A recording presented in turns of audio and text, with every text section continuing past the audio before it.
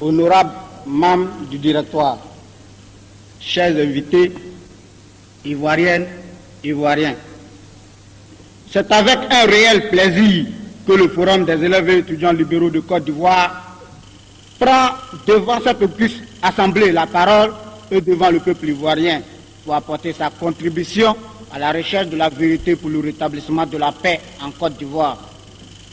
L'école ivoirienne à laquelle nous appartenons tous a connu sa part de soubresauts. Cependant, elle n'est pas une entité isolée de la société. Elle est même un maillon déterminant de notre société.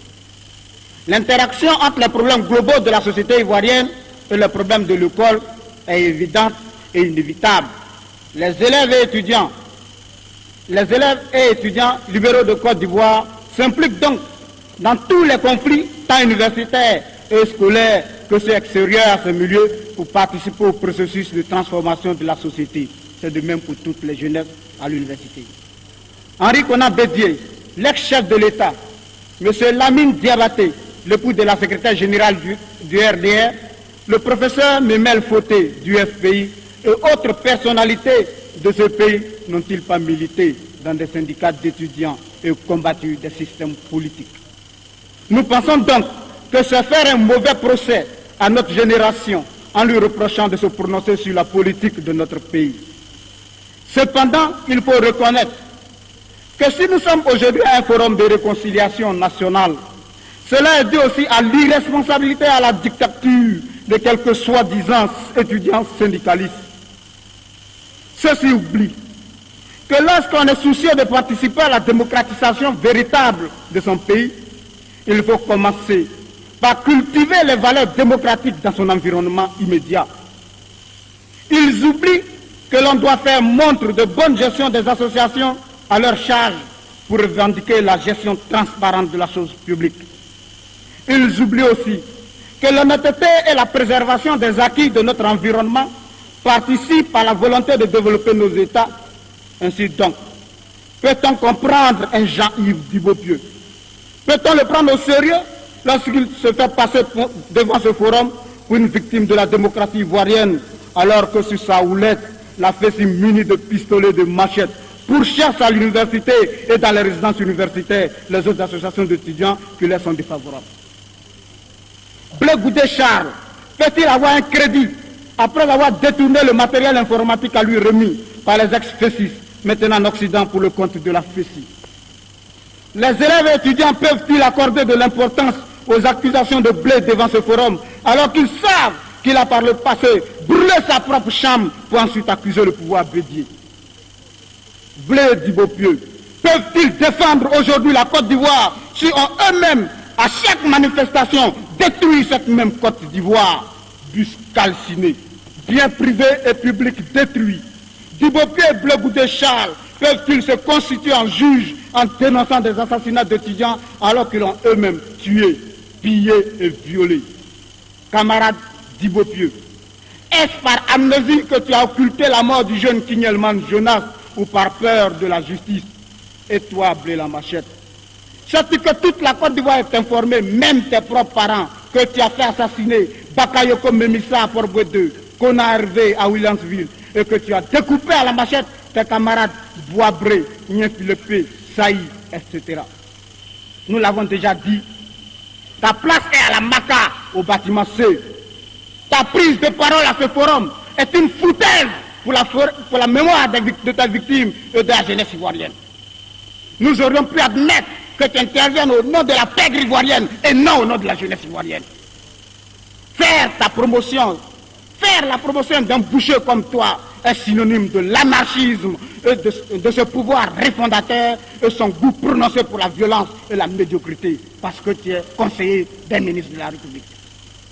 Les élèves et étudiants de Côte d'Ivoire n'accepteront jamais un tel mépris. Mesdames et messieurs, voilà donc quelques étudiants irresponsables qui poussent les élèves et étudiants de Côte d'Ivoire à demander pardon pour tous les torts commis au peuple ivoirien, là où ils auraient pu attendre en droit réclamer un pardon de l'État ivoirien. Ils demandent pardon au docteur Alassane Dramane Ouattara pour les insultes gratuites de quelques mal éduqués qui n'ont pas été fichus de dire au peuple ivoirien que vous les avez aidés, notamment votre contribution de 1 million au 10e congrès de la FIC. Nous demandons pardon à M. Bakayoko qui ne ménage pas d'efforts pour parrainer de nombreuses promotions d'étudiants et pour améliorer leurs conditions de vie. C'est un tel monsieur que Dubopieux a cru bon d'insulter pour quelques dividendes de ses maîtres. Pour le reste, sachez, mesdames et messieurs, chers parents et chers frères, que tout ce qui se construit aujourd'hui l'est pour notre génération. Il n'est ni pour Alassane Dramane Ouattara, ni pour Gbagbo, ni pour Bédié, encore moins pour Gueye. Nous le faisons pour nous. Et à l'Université de Côte d'Ivoire, il y a toutes les catégories d'Ivoiriens, d'étudiants, pour parler comme certains. Il y a de nombreux étudiants aujourd'hui, à l'instar d'autres jeunesses, qui sont le fruit du métissage. Il faut éviter de sceller leur avenir en les rendant de fils esclaves de notre société. Tenez, nous vous lisons ici ce passage de Tigori Kakou Ernest, ingénieur de son État, dans son article paru dans Soir Info du 14 juillet 1999, en page 4, sous le titre « Les premiers ministres ivoiriens, les raisons de leur choix ». Il écrit ceci en parlant de Thiam, le probable futur Premier ministre selon lui. Les chantres de l'ivoirité du PDCI lui rappelleront qu'il est le fils du Sénégalais Amadou Thiam et de Marietou.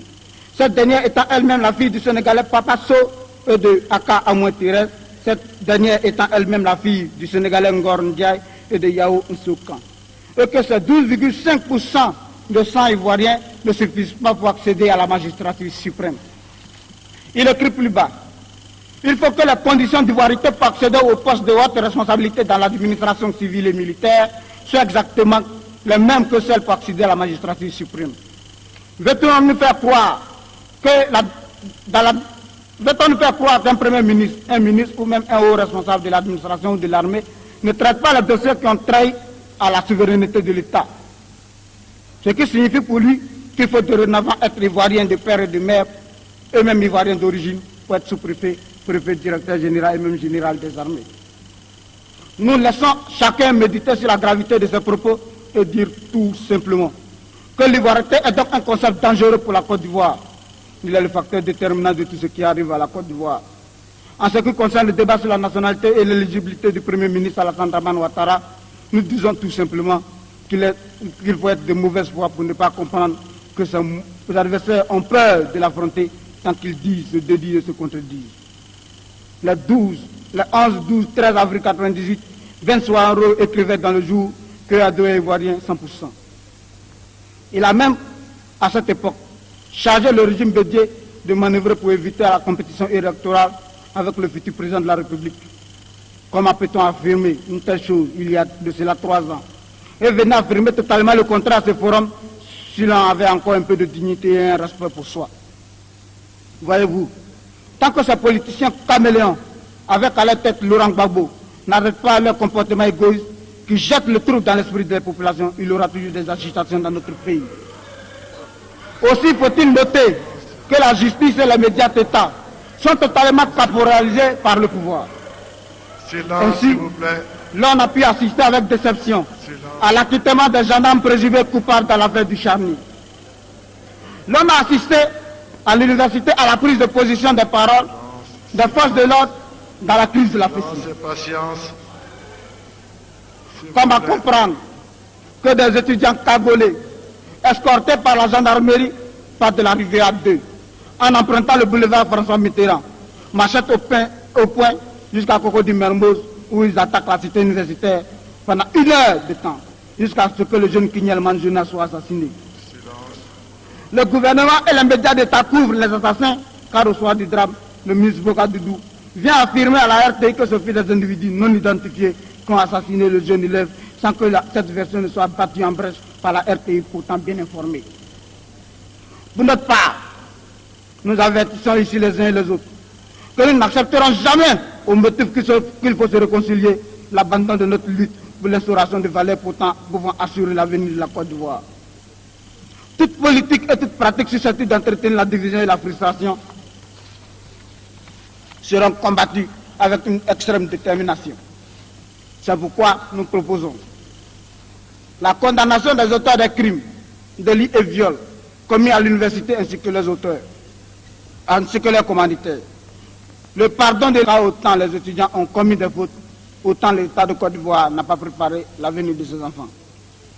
Assurer la démocratie à l'université en prenant des sanctions contre toute association ou personne, voulant imposer son point de vue aux autres par la violence. Excusez. La restitution de la cité universitaire de Yopougon aux étudiants. L'augmentation de l'enveloppe de la bourse. Favoriser le retour des étudiants exilés depuis l'avènement de la transition et de la Deuxième République. La condamnation des crimes, délits et viols commis pendant et après la transition militaire ainsi que le commanditaire. Des excuses publiques du chef de l'État aux parents des victimes. Et cette question, il doit savoir qu'il est l'auteur intellectuel de tous ces assassinats par son fameux mot d'ordre. La révision de la Constitution en ces points litigieux et en ces points de ce niveau. Nous invitons Michel Gbagbo à nous aider, car nous ne voulons pas qu'il se sente complexé lorsqu'il se retrouve devant un Soro Kanigi Mamadou. La réhabilitation d'Alassane Dramane Ouattara dans tous ses droits, signalant à ce niveau qu'au cas où une enquête internationale s'imposerait, elle devra, dans un souci d'équité, s'étendre à tous les candidats d'octobre 2000. Pour terminer, nous rappelons ici cette phrase du sociologue Jean Ziegler qui écrivait « À quelque classe, religion, ethnie, région, époque, historique qu'il appartienne, jamais l'homme n'accepte durablement ses chaînes. » Gardons-nous donc de cultiver l'injustice et la dictature, car, comme le disait Thomas Sankara en 1982, malheur à ceux qui bâillonnent le peuple. Maintenant, j'aimerais dire à la population ivoirienne et à la jeunesse ivoirienne de faire attention, il y a des indices qui ne trompent pas. Messieurs les responsables du directoire, pendant que nous sommes ici réunis pour le Forum de réconciliation nationale, dans la tentative de gestion de la crise entre le général Guèye et le pouvoir, après l'arrestation du militaire Fabien Coulibaly, le ministre Lida Kouassi a dénoncé le fait que les parents de l'Ouest et de Guessesso défendent Fabien Coulibaly alors qu'il n'est pas de leur région. C'est un élément grave parce que cela démontre bien les tentations tribalistes et régionalistes de ceux qui nous gouvernent. C'est là l'occasion de dire aux camarades, au peuple ivoirien, que par sa nature, le peuple ivoirien n'est pas xénophobe. Le peuple ivoirien par nature n'est pas xénophobe, mais ce que nous dénonçons, c'est la tentative de quelques dirigeants en mal de popularité qui veulent agiter les fibres régionalistes, nationalistes, dans l'esprit des Ivoiriens, dans un souci tout simplement égoïste pour conserver le pouvoir. Et c'est à ce niveau nous allons interpeller Bleu Goudé. Il est passé sur cette tribune pour appeler le peuple ivoirien à la vigilance. Nous appelons tout le peuple ivoirien à la vigilance. Nous disons à Bleu Goudé que ce n'est pas parce qu'il sert par dévotion un pouvoir de profito-situationniste qu'il va sacrifier l'avenir de cette jeunesse. Nous prenons l'opinion nationale et internationale à témoin au moment où les activités de ce forum continuent et qui vont bientôt prendre fin. Que nous sommes très vigilants et nous attendons les résolutions définitives de ces assises. Si une solution n'est pas trouvée là, la jeunesse ivoirienne, dans sa grande majorité, va exprimer son mécontentement. Et elle va l'exprimer, et c'est pourquoi nous saluons notre président du FELSI, Kofi Kwasi-Jean, qui a bien accepté que le FELSI participe aux activités du Forum des jeunes. Et le Forum des jeunes est prêt, de toute sensibilité, de toute ethnie, à barrer la route à toute cette jeunesse qui se fait acheter pour se battre contre la jeunesse ivoirienne au gré de ses intérêts. Bleu Goudé, tu as averti. Nous attendons donc la fin de ce forum pour voir ce qui va arriver. Je vous remercie. Merci. Séant Blaise.